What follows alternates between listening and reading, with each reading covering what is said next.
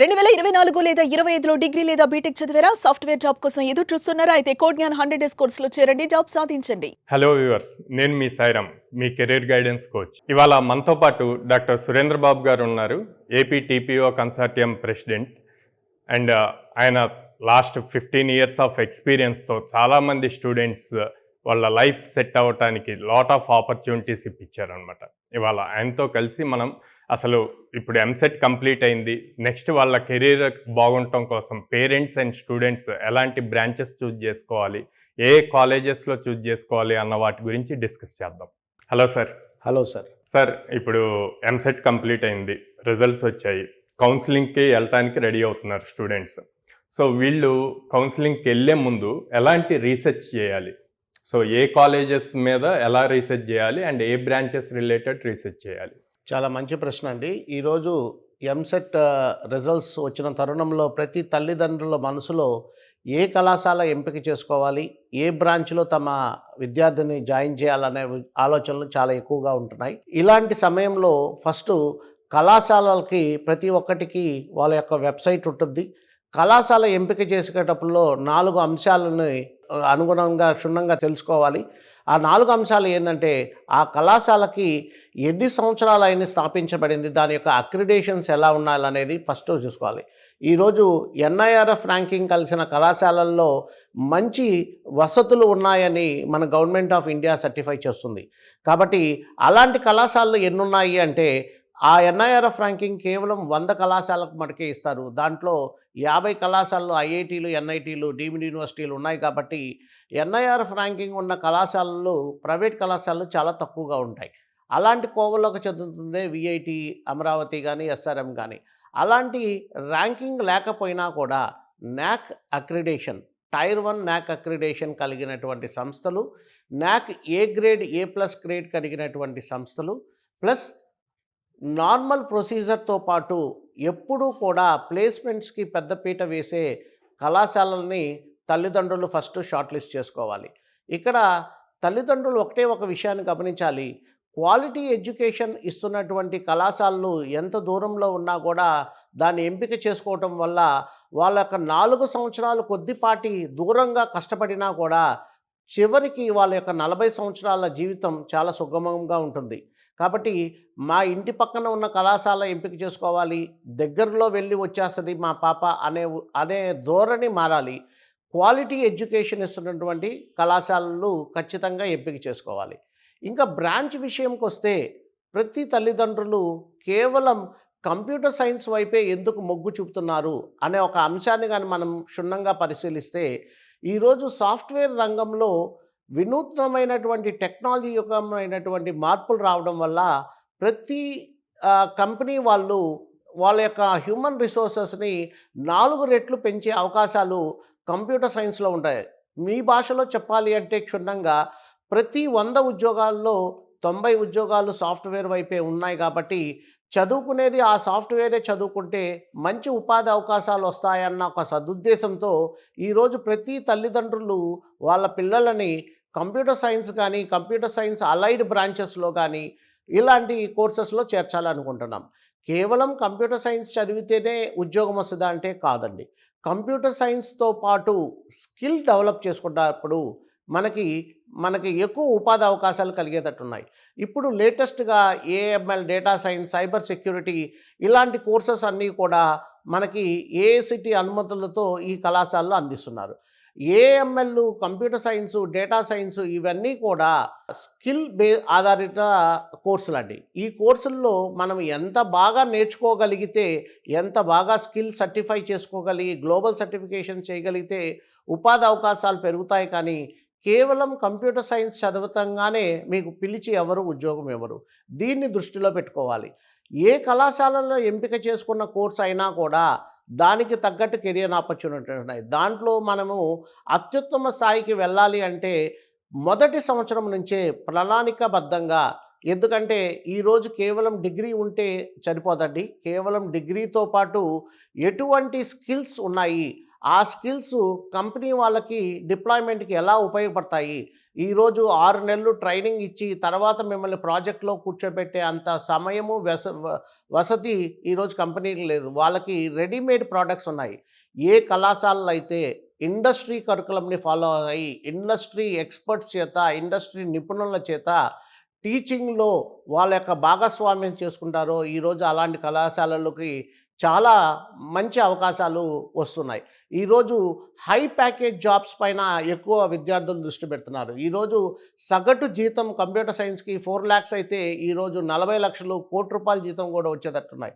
ఆ ₹1,00,00,000 జీతం రావాలి అంటే ఎటువంటి స్కిల్స్ ఉండాలి, ఆ స్కిల్స్ని మొదటి సంవత్సరం నుంచే నాయకత్వ లక్షణాలతో ఎలా పెంచుకోవాలి అనేదాన్ని అన్నీ అధ్యయనం చేసుకొని మనము బ్రాంచ్ ఎంపిక చేసుకోవాలి. కేవలం కంప్యూటర్ సైన్సే కాదు, అన్ని రకాల బ్రాంచులకి కూడా మనకి అవకాశాలు ఉంటాయి. సార్ ఇప్పుడు మనం కంప్యూటర్ సైన్స్ గురించి దాని subsidiary branches like AML, DS వీటి గురించి మాట్లాడాం. ఈసీఈ, ట్రిపుల్ మెకానికల్, సివిల్ ఉన్నాయి, నాన్ ఐటీ బ్రాంచెస్. సో వీటిల్లో అసలు ఆపర్చునిటీస్ లేవా? నేను ఇప్పుడు లాస్ట్ 5-6 ఇయర్స్ నుంచి చూస్తే మెకానికల్, సివిల్ అట్లాంటి వాటిలో అసలు స్టూడెంట్స్ జాయిన్ అవ్వట్లా. కానీ మెకానికల్, సివిల్ ఇంజనీర్స్ లేకపోతే చాలా ఇప్పుడు మనం యూజ్ చేసే అన్నీ కూడా మోస్ట్ ఆఫ్ వాళ్ళు కూడా ఇన్వాల్వ్ అవ్వాలి కదా. అవును, ఆ జాబ్స్ అన్నీ ఏమైనట్టు? ఖచ్చితంగా అండి. లాస్ట్ 5 సంవత్సరాల నుంచి మీరు చెప్పింది కరెక్ట్గానే జరుగుతుంది. ఎందుకంటే కోర్ బ్రాంచ్లు నిర్లక్ష్యానికి గురవుతున్నాయి. ఎందుకు అంటే కోర్ బ్రాంచెస్లో ఆపర్చునిటీస్ తక్కువ ఉండడం, ఆపర్చునిటీస్ తగ్గట్టు విద్యార్థులు రెడీ కాకపోవడం. ఈరోజు మీరు చూసుకోండి, ప్రముఖ బహుళజాతి సంస్థలు అయినటువంటి టీసీఎస్, ఇన్ఫోసిస్ కానీ, విప్రో అయ్యొచ్చు, ఇవన్నీ కూడా విద్యార్థుల యొక్క నైపుణ్యాల మీదే రిక్రూట్మెంట్ జరుగుతుంది కానీ వాళ్ళ యొక్క కోర్సుని బట్టి కాదు. ఫర్ ఎగ్జాంపుల్ ఈసీ వాడు కూడా చక్కటి ప్రోగ్రామింగ్ స్కిల్స్ కానీ నేర్చుకోగలిగితే సాఫ్ట్వేర్లో రాణించగలరు. ఈరోజు మైక్రో టెక్నాలజీస్ యుగంలో నడుస్తున్నాం. ప్రతి ఒక్క తల్లిదండ్రులు, ప్రతి ఒక్క పౌరుడి దగ్గర ఈరోజు కమ్యూనికేషన్ వ్యవస్థ ఎంత అడ్వాన్స్డ్గా ఉందంటే ఆ చిప్ డిజైనింగ్, మైక్రో ప్రాసెసర్స్ అన్నీ కూడా చాలా వినూత్నమైనటువంటి మార్పులు తీసుకొని వస్తున్నాయి. కాబట్టి మీరు పాతకాలానికి వెళ్తే ఐఐటీల్లో, ఎన్ఐటీల్లో కంప్యూటర్ సైన్స్ అనేది 40 సంవత్సరాల క్రితం లేదండి. కోర్ బ్రాంచెస్ అయినటువంటి ఈసీలోనే ఒక భాగంగా కంప్యూటర్ సైన్స్ ఉన్నది. కానీ క్రమేణా మన ఐటీ రంగం విప్లవాత్మక మార్పుల వల్ల, ఉద్యోగ అవకాశాల వల్ల ప్రతి ఒక్క తల్లిదండ్రుల యొక్క అవకాశాలన్నీ కూడా కంప్యూటర్ సైన్స్ వైపు వెళ్ళి కోర్ బ్రాంచుల వైపు తక్కువ చేస్తున్నారు. మీకు ఒక ఎగ్జాంపుల్ చెప్తానండి. నాకు ఒక స్టూడెంట్ ఉన్నాడు, మెకానికల్ చదువుకున్నాడు. మెకానికల్ చదువు అంటే అతనికి ఓన్లీ ఆటోమొబైల్ ఇండస్ట్రీలోనే అవకాశాలు ఉంటాయని అందరూ అనుకుంటారు. ఈరోజు డిఎక్సీ అనే కంపెనీలో ఒక 100 మంది విద్యార్థులు అన్ని రకాల బ్రాంచుల నుంచి సెలెక్ట్ అయితే మెకానికల్ నుంచి ఇతను కూడా సెలెక్ట్ అయ్యాడు. ఈరోజు 3 సంవత్సరాల నుంచి అతను employee of the year. CSC వాళ్ళు, ఈసీ వాళ్ళు ఎంప్లాయీ ఆఫ్ ద ఇయర్ అంటే, ఎంప్లాయీ ఆఫ్ ఇయర్ అంటే మా కళాశాల నుంచి ఎంపికైన వాళ్ళు మాత్రమే కాదు, ఆ కంపెనీలో పనిచేసే వాళ్ళందరిలో ఎంప్లాయీ ఆఫ్ ద ఇయర్ 3 సంవత్సరాల నుంచి వస్తున్నారు. అంటే ఇక్కడ బ్రాంచ్ ఎంపిక అనేది చాలా కీలకము. ఏ బ్రాంచ్లో తీసుకున్నా కూడా నైపుణ్యాలు తీసుకుంటే ఎటువంటి అవకాశాలైనా కూడా అందిపుచ్చుకోవచ్చు, whether government or whether it is in the private sector. So ఇప్పుడు కోర్ గురించి మాట్లాడాం, నాన్ కోర్ బ్రాంచెస్ వీటి గురించి మాట్లాడాం.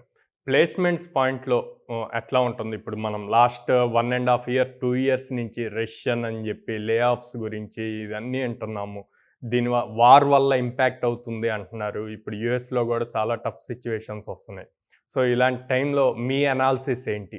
ఖచ్చితంగా గత 3 సంవత్సరాల నుంచి రెసిషన్ అనేది నడుస్తూ ఉంది. కంపెనీలకి ప్రాజెక్ట్స్ తగ్గడం వల్ల వాళ్ళ యొక్క మానవ వనరుల రిక్రూట్మెంట్ కూడా తగ్గుతూ ఉంది. కానీ తగ్గుతూ ఉన్నాయి అని చెప్తున్నాను కానీ పూర్తిగా ఆగిపోలేదు. ఖచ్చితంగా మొదటి సంవత్సరం నుంచే మనం కానీ ఆ స్కిల్స్ పెంపొందించుకుంటే, ఫర్ ఎగ్జాంపుల్ ఈరోజు మీకు చెప్పాను, రెడీ డిప్లాయబుల్ సోర్సెస్ ఇండస్ట్రీ కోరుతున్నాయి. కాబట్టి ఆ విద్యార్థులకి గ్లోబల్ సర్టిఫికేషన్ చేయటం వల్ల ఉపాధి అవకాశాలు పెంచుకునే అవకాశాలు ఉన్నాయి. కాబట్టి ఫర్ ఎగ్జాంపుల్ పెగా కానివ్వండి, సేల్స్ ఫోర్స్ కానీ, సర్వీస్ నౌ కానివ్వండి, లేకపోతే ఏదైనా కూడా జావా కానివ్వండి, గ్లోబల్ సర్టిఫికేషన్స్ ప్యారలల్గా చదువుతో పాటు మనం చేయగలిగితే విద్యార్థుల యొక్క ఉపాధి అవకాశాలకు మెరుగుపడేదానికి అవకాశాలు ఉన్నాయి. ఏ రోజైనా కూడా ఎండాకాలం, వానాకాలం ఎట్లా వస్తుందో ఈ రెసిషన్ ప్రతి 4 సంవత్సరాలకు వస్తుంది. దానికి ఎదుర్కొని ప్రణాళికబద్ధంగా సిద్ధమవ్వాల్సిన తప్ప విద్యార్థులు ఈరోజు రిసెషన్ వచ్చింది, ఉద్యోగాలు లేవని మనము ఆగిపోతే, మన లెర్నింగ్ ఆగిపోతే ఖచ్చితంగా అతనికి ఉద్యోగం రాకుండానే పోతాడు. కానీ ఆ 4 ఉద్యోగాల్లో ఆ ఒక ఉద్యోగం నాది అన్న ధైర్యంతో అతను గ్లోబల్ సర్టిఫై చేసుకొని అతను ఐడెంటిఫై చేయాలి. ఈ కంపెనీ నన్ను ఎందుకు తీసుకోవాలి అన్న ఆన్సర్ ఆయన దగ్గర గాని ఉంటే ఆటోమేటిక్గా స్కిల్ డెవలప్ చేసుకుంటారు. డెవలప్ అయిన స్కిల్స్ని, ప్రతిభా పాఠవాల్ని కంపెనీలో చూపించి ఉద్యోగ అవకాశాలు పడతాయి. కానీ ఇదంతా కూడా తాత్కాలికం. మనం యాజ్ లాంగ్ యాజ్ స్కిల్ ఉంటే, ఇప్పుడు మీరు రివర్స్లో ఆలోచిస్తే చాలా కంపెనీలు చెప్తున్నా మాకు 100 రిక్వైర్మెంట్ ఉంది, మాకు కావాల్సినటువంటి స్కిల్ రిసోర్సెస్ లేవు అని చెప్పి ఈరోజు కంపెనీ వాళ్ళే రాష్ట్ర ప్లేస్మెంట్ ఆఫీసర్ అధ్యక్షులుగా నాకు ఎంతో మంది నాకు ఈ స్కిల్ అయిన వాళ్ళు చిక్కటం లేదండి, కొద్దిగా మీరు ఏర్పాటు చేసి పెట్టండి అంటున్నారు. ఒకవైపు ఉద్యోగాలు లేవంటున్నారు, ఒకవైపు స్కిల్ లేదంటున్నారు. ఈ రెండింటిని అనుసంధానం చేసుకొని శిక్షణా తరగతులు ఇండస్ట్రీతో అనుసంధానంగా ఏ కళాశాలలో అయితే ఉంటాయో వాళ్ళల్లో మంచి ప్లేస్మెంట్స్ వస్తాయి. నేషనల్, ఇంటర్నేషనల్ ఆపర్చునిటీస్ కూడా ఈరోజు మెండుగా అవకాశాలు ఆంధ్రప్రదేశ్కి రాతున్నాయి. కాబట్టి ఖచ్చితంగా మన యొక్క స్కిల్ ఆధారితంగానే మనకు ఉద్యోగ అవకాశాలు వస్తాయి. ఎటువంటి బెంగ లేదు. రానున్న సంవత్సరాల్లో గత 3 సంవత్సరాల నుంచి ఆగిపోయినటువంటి ప్లేస్మెంట్స్ ఇంకొక 3 నెలల్లో సెట్ అయ్యి మనకి ఒక ప్రవాహంలాగా మంచి అవకాశాలు ఉన్నాయి. కాబట్టి ఇప్పుడు చేరబోతున్నటువంటి ఇంజనీరింగ్ చేరబోతున్న విద్యార్థులు కేవలం డిగ్రీ మీదే ఫోకస్ కాకుండా 4 అంశాలు, మీ యొక్క ప్రాబ్లమ్ సాల్వింగ్ స్కిల్స్ అనేటువంటి ప్రాబ్లమ్ సాల్వింగ్, అర్థమెటిక్ రీజనింగ్ మీద, మీ యొక్క communication skills and leadership qualities మీద, మీ యొక్క టెక్నికల్ స్కిల్స్ మీద, ప్లస్ మీ యొక్క యాటిట్యూడ్ మీద కానీ ఈ 4 అంశాల మీద వర్క్ చేస్తే మీ యొక్క భవిష్యత్తు చాలా బాగుంటుంది. ప్రతి ఒక్క విద్యార్థి ఉన్నత విద్యతో పాటు ఉపాధి అవకాశాలు పొంది మంచి భవిష్యత్తుతో ఉండాలని సుమన్ టీవీ ఈ అవకాశం ఇచ్చినందుకు నా ధన్యవాదాలు తెలుపుతున్నాను. Thank you.